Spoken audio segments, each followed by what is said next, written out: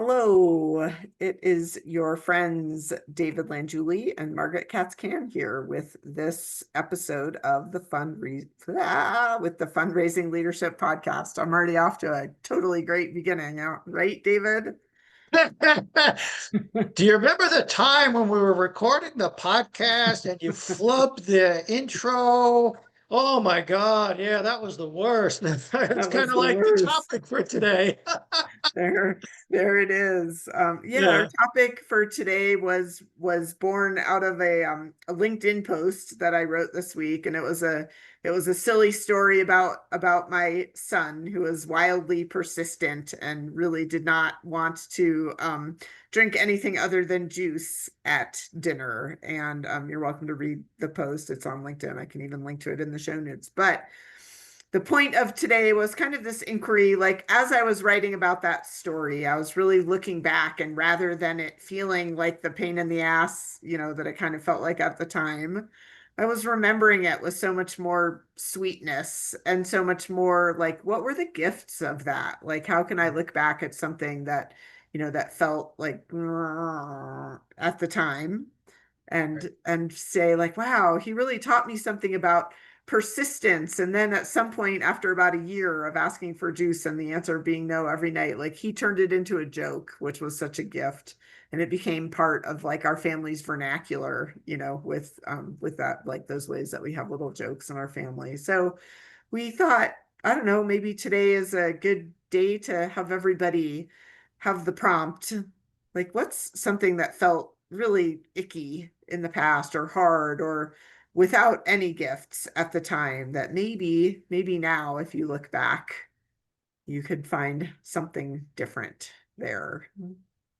Yeah, and this is an exercise that we use in our positive intelligence coaching program, looking for gifts and or opportunities in difficult circumstances, whether they are in the present or they're in the past, or difficult relationships in the present or in the past.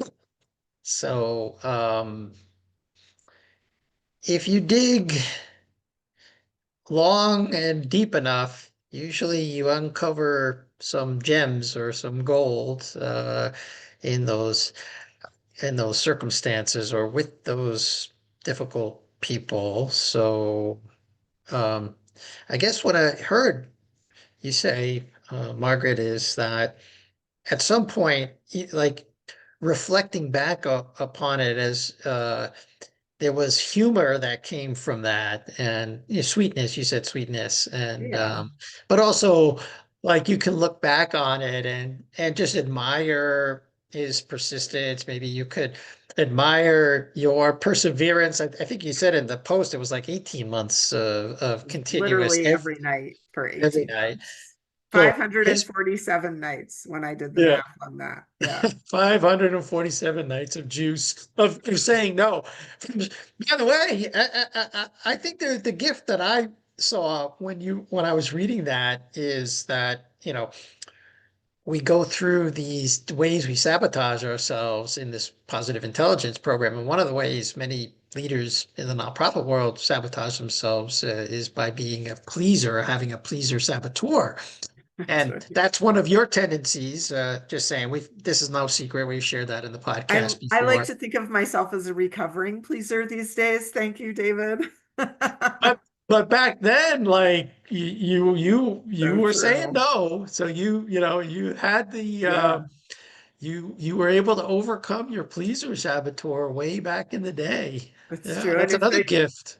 if the universe was handing out, like, you know what Margaret needs? Margaret needs to say no 547 times in a row. Like, it's a pretty weak muscle right now. So let's see if we can give her like enough bicep curls of no to strengthen it a little. I love that. That's absolutely true. Yeah. Way of doing this exercise is to look at what came after. I'm thinking about as we were discovering what we were going to talk about today. I've done this exercise with a lot of phases of my life, and Yeah. because you can look back on your life. Sometimes we call this like the 5 period reflection. Like you break your life down into five equal, divide by five, your years of age by five, and you look at those periods of your life and you look for events or situations that were really very difficult or hard for you. Um and I've done this several times. The one period that comes up for me, even as we were talking about it today, is like my graduate school years in New York City at Columbia University engineering. And to this day, it can be very difficult for me. That was a very difficult time for me, and it can be difficult to find the gifts that came from that.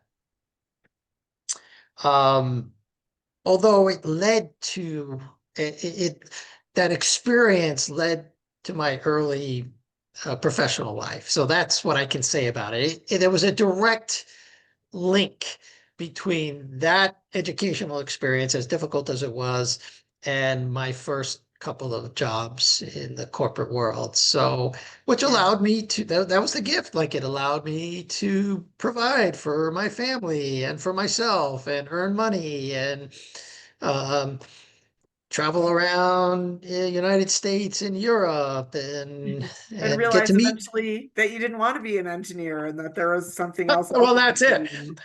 Well, then I did realize I didn't want to be an engineer, so there was a gift there too, because just wasn't my thing, and it pointed me in the direction. That's really good, Margaret. I like that. It pointed me toward people orientation. Like I just realized I wanted to be more people oriented, and that led me into sales, which led me into fundraising, which led me into coaching. So yeah, Yeah.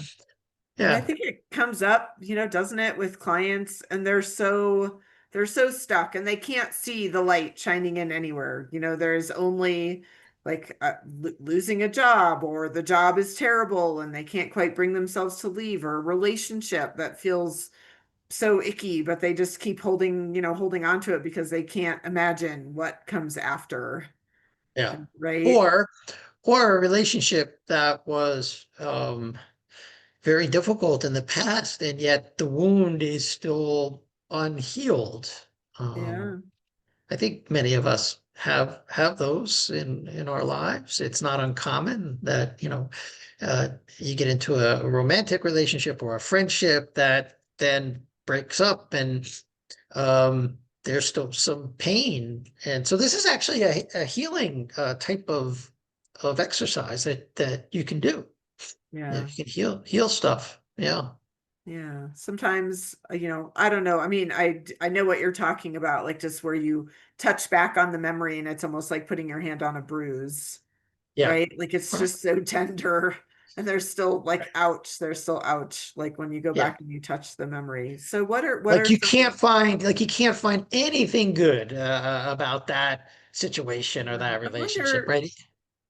I hear you. And sometimes there's nothing good in the end of it, but that you could look back at the arc of it and find something that you Yeah. learned, or And something. let's just put a Yeah. qualification on it, because we're not talking about um, diving into past trauma so that you can re-traumatize yourself. That's not what this is about. So this is not what this is. If you've had trauma, uh, do not recommend looking for the gift or opportunity unless you're with a sort of a licensed professional and you're doing some, clinical work where you can go there in a very safe way. Yeah.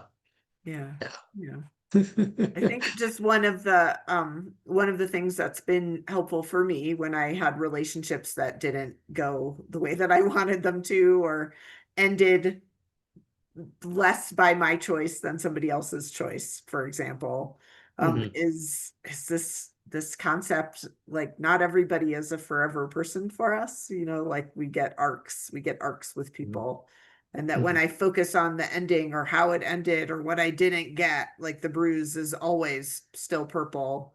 But when I look back on, like what do I get to take away from, from this experience? Like, what felt great with this person that I then claimed that for myself? Like, well, I want all of my friendships or all of my romantic relationships to have this quality that I had with that person, even though I don't get to still have it with that person. I get to Mhm, take away the, like, mhm. right, that nuance, that piece of that relationship. Like, and I also, conversely, I'm like, and I get to say no to this other thing that happened in that relationship, right? Like, now going ahead, I understand more about what I like and don't want in relationships from this person, even though the ending sucked. Yeah. Well, I like what you're saying. I still struggle with um uh relationships that have that, this arc that you talk about have come to an end. Especially if they were quite satisfying relationships, and yet for some reason, whatever who cares, what the reason is, the relationship has petered out or dissolved, or people have moved geographically, or life happens, and so I still struggle with that a little bit in seeing the gift in that. I guess one opportunity is that it opens up space for other relationships. I think that's more theoretical for me than it is Yeah. practical right now. I don't know. It's something about my my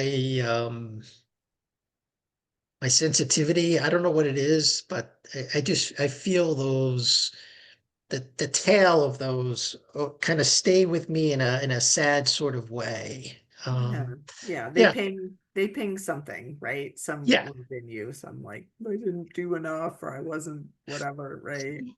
It's just it's grief is actually what it is. Yeah. It's a grieving of a loss. And so um the intensity of that um has long diminished, but there's still a little bit there.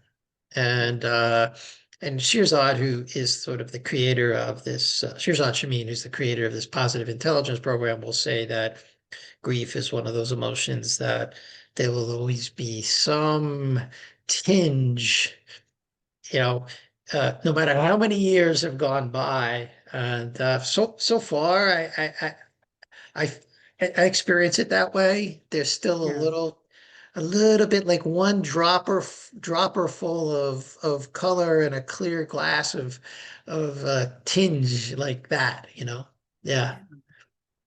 As you're speaking, yes to the grief, and then also sometimes braided together with the grief, or sometimes as a parallel strand for me, especially if I haven't been in choice, or if a relationship has ended, not the way that I wanted it to go. There is a Mhm. place of trigger for me, like in regression of like what it felt like to be a kid and be powerless and not have to, like not have the agency to change things or fix things or have people see things the way that you wanted to see them. And so, I mean, for me, that is actually a pretty Mhm. textured thing that comes up. And maybe that's in a category of grief. I don't know for sure, but Mhm. like that's the Mhm. flavor sometimes that's there for me, as I have this raging, kicking and screaming, or hiding under the covers depending, but like, like a kid version of myself that's having this giant reaction to, like, I didn't get any control. Like, if they had just seen me a different way, or if they had just listened to my side of the story, or that way you tried to argue when you were a kid. And so it sounds like some events, relationships of the past still hold, as we would say, some emotional charge or emotional energy for you that comes up again, which is, I think, um, well, there's a gift and it's an opportunity to practice. That Right. as you're saying it, Yeah. if you're realizing this is good, I like this a lot. It's even for me, like with my graduate school experience, there's still quite a bit of charge around that for me. So it's an opportunity to practice. Yeah. And actually, so. what you and I do with clients with emotional energy is we actually encourage clients, and we're encouraging you in the audience, and we're encouraging each other here on the podcast to actually go into that, like get curious about it. Like you have to actually go into it and see what's there for you. Because I think the tendency is to just be like, so shove it down, push it aside, and move on, which can be helpful too. Yeah. I know I've done that for a long time. Yeah. And I think it's like honoring, what were the frustrations for you as a child and how is this? I Yeah. mean, that's one way to be curious about it. Yeah. Yeah. And self-compassion is a great thing to be practicing, Always, when always somebody hurts your self-compassion. feelings and it's just like, ouch. Yeah. Well, What and if it, practice soothing yourself, right? well, and Preferably also to without be, bourbon. Yeah. yeah, without bourbon or with bourbon. I'm not a bourbon guy, so it wouldn't be, bourbon for me, but I'm not a bourbon guy either, David. yeah. Um, the, um, what I like about what you're saying is the opportunity to practice self-compassion. So even if the charge is still there now, um, it's an opportunity to have compassion for yourself. Like, oh, okay, this still hurts. You know, Yeah. yeah, Yeah. this still hurts. I'm a Right. human being, and this still has some tail left to it that so may I be kind and gentle with myself during this difficult time. Rather than like the icky self-talk that's like, God, this is Right. ridiculous that, Yeah. that this like I should be can't over this believe, by now. right? I should be over this. Exactly. Right. Which Yeah. many of us Like, go through. how many times are you gonna have to keep playing this over again? Yeah. That's the unforgiving, unkind voice. It is, but it's Yeah. omnipresent, a lot of the time for a lot of people. Yeah. So I like that. It is an opportunity to practice, and so that's the invitation, is to look back on your life and see. I know this is hard. Like sometimes we just don't want to look back, Yeah. and if you don't do this consciously. So actually, Margaret and I are talking about. Stay tuned. We're talking about hosting a retreat this fall, potentially out in Colorado, where we sort of raise the level of consciousness about who we are and what we do in the world. And this is like if you don't consciously practice this, then what happens is, in my experience, is it comes up the memory that you haven't healed comes up in the most inopportune moments where you can't really deal with it in the moment, you know? Right. So I think that's also the invitation why we are inviting you in the audience to take a look at some of these unhealed incidents, and start to look and see, Yeah. what's there for you. And Yeah. sometimes, like even in real time, you know that there are going to be gifts. You just can't say what they are yet. Sometimes you cannot see one single gift and it is just Yeah. solidly, in the this couldn't suck more category. But sometimes there's a way, like an example for me was applying for and not getting a job that I really wanted. And at the time it was a very difficult period afterwards for me. Um, Mhm. but I knew that there was some force at work, even though I didn't understand what it was yet. Mhm. Like Yes. there was some momentum, that like some disruption that was about to happen, that had happened, that was going to lead somewhere. And it didn't feel good. I didn't like it. It wasn't what I wanted to have happened. But at the same time, I could feel myself like sort of riding a Mhm. wave towards some unknown place at the time. Yeah. And so sometimes there's at Another least that sense. another expression, as we're having this conversation, I don't use this one that often, but now that we're talking about it, I'm going to use it more. Like when you're in the midst of something that you don't like, or that's difficult, or that's not going the way you want it to, a, a hopeful expression is, this is for me. Right. This Whatever is this happening to is, me. This is happening it's for not me. happening to me. This is for me. Yeah. Yeah, yeah. It's Yeah. happening to you in the moment, by the way. Yeah. You know, Right. and what we're Sometimes it saying helps to ask it as a question. Like I'm guessing, like, what if you ask, what if this was happening for me for as me, opposed yes, to me? What yeah, might be yeah, that's good. possible to see that's different? Yeah. Yeah, and this is one of the distinctions.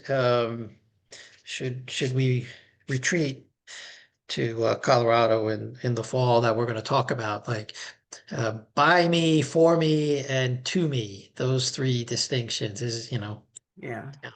by me, agency, to me, victim, for me, like growth. Yeah. Seeing. Yeah, Right? Like, yeah. oof, this is a practice session, right? It is like, yeah, you could just ask it like, okay, how is this for me? Or, um, yeah, what would you have me shift from to me to by me? Like get into Yeah. action, you Yeah, know? and I might even ask the question like what shift might be possible in me if I could Mm, believe that this was happening for me instead of to me. right, right. Yeah, yeah. So that's a practice in the moment that you can use.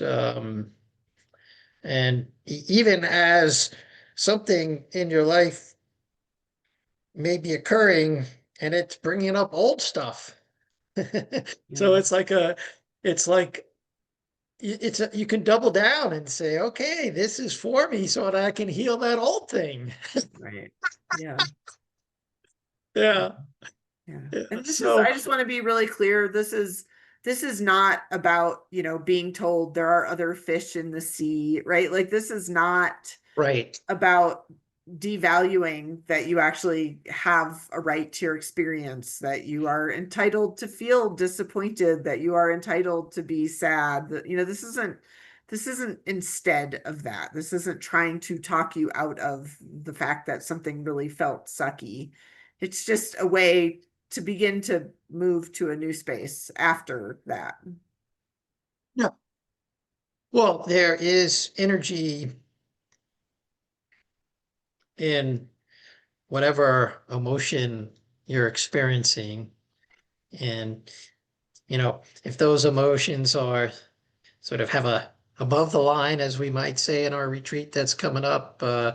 they would have a positive charge, or if they're below the line, if we're going to use charges like positive and negative, that some emotions sort of are not as positively charged as others. That'd be another way of saying it.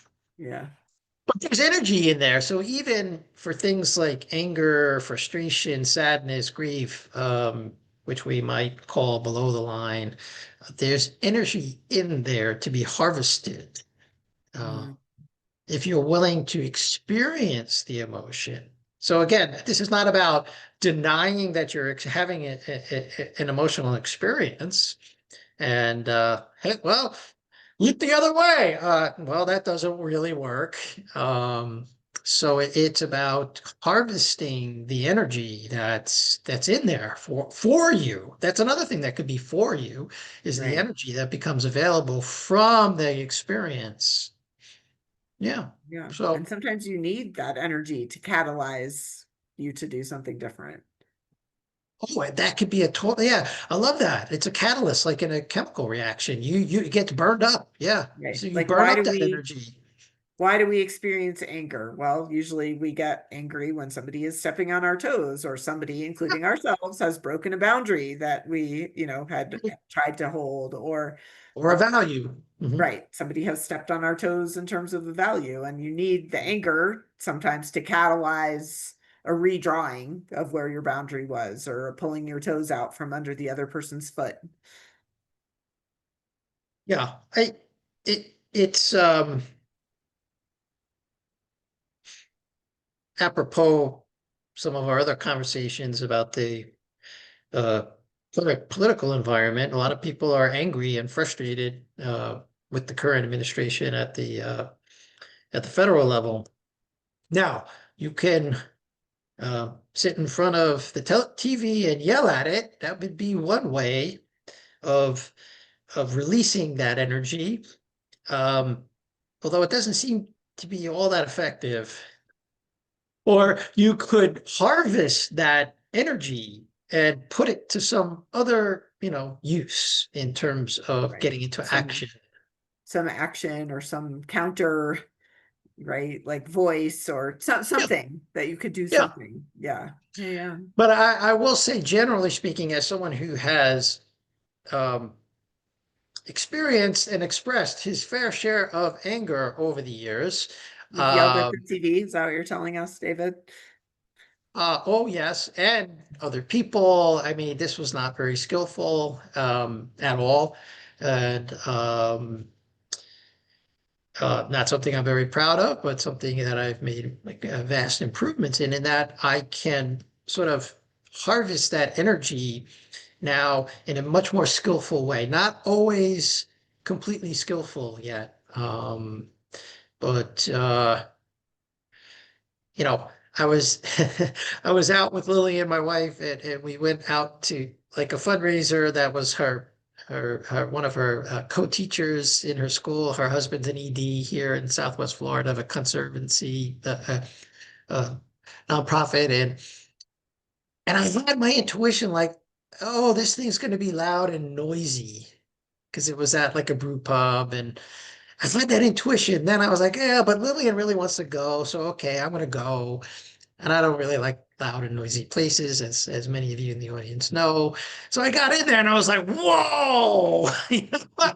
I just spent 7 weeks out in Colorado in a nice, beautiful, serene environment. So I'm like, whoa! And I'm like, and I was about ready to just like do a 180 and walk out the door, but no, I'm gonna stay. I'm gonna stay. And anyway, some frustration and anger did come up with me, uh,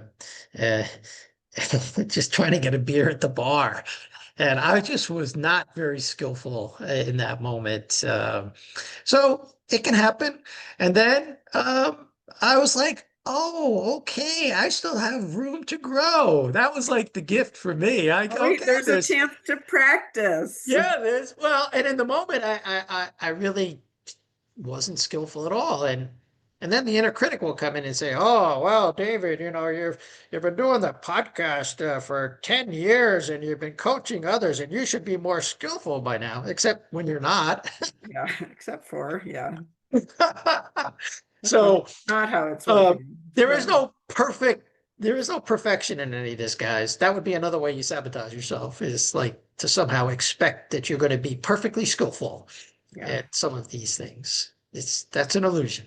Yeah. Yeah. All So as right. Well, always, if you're looking for help with any of these skills or trying to make the best of something that feels hard or felt hard, be in touch. We'd love to speak with you. or email one of us. Our contact links are on the website for the podcast. If you're interested in this retreat, this mysterious Yes. retreat where you're going to go below the line, you're going to go above the line, you're going to learn about being a hero, a victim, a villain, then email us and we'll send you a little questionnaire to see if you're interested. We're gathering names. Yeah. We'll put a link to that. How about in the show notes? Oh, we'll put a link to the questionnaire. Yeah. Yeah. Yeah, Yeah. let's do that. Why not? Okay. All right. We'll Yeah. have a link to the questionnaire where it'll outline what we're going to be doing and the weekend in October. And if you're interested, you just hit the little radio button bar and, radio button to say, yeah, I'm interested in this, and put your name and email, and we'll put you on the mailing list for the retreat. All right. Sounds good. That's great. All right. All right. Well, is that it? Any more? You want to close us out, Margaret, with anything? I don't think so. I would say just, try it at home. Now go try it. This is not what we say. Go try it at home, but I'm not sure exactly what to go try. Just be nice to yourselves. Try that. That's a good thing to Try try. that. Yeah, try that. And look for the gifts in your difficult circumstances with people, whether in the past or in the present. All right. Take care.